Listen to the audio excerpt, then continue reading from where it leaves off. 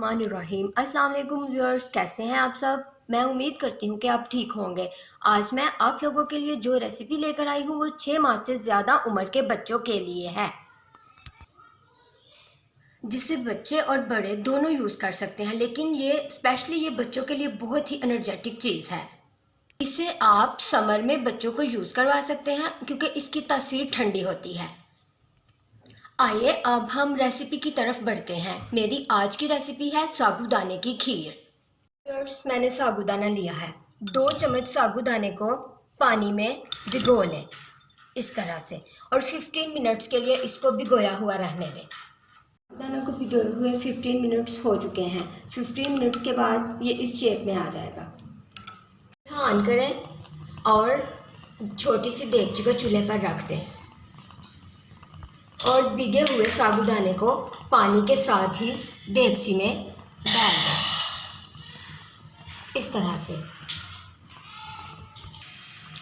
चूल्हे पर रखने के साथ इसको आहिस्ता आहिस्ता से हिलाते जाएं। अगर आप इसको हिलाएंगे नहीं तो ये नीचे लग सकता है।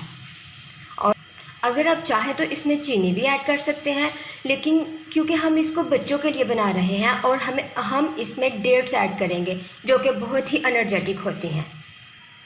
अब मैं इसमें ऐड कर रही हूँ 2 अदद कटी हुई खजूरें। ये देखें इस तरह से।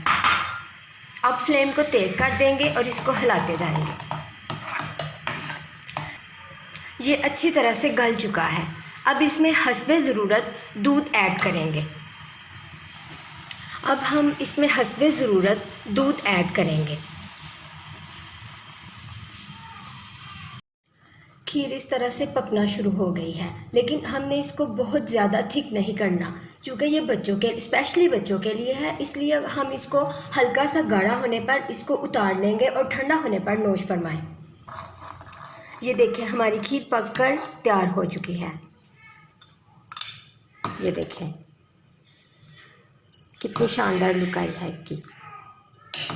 ये ज़रूर ट्राई करिएगा और अपने बच्चों को ज़रूर बना कर दीजिएगा।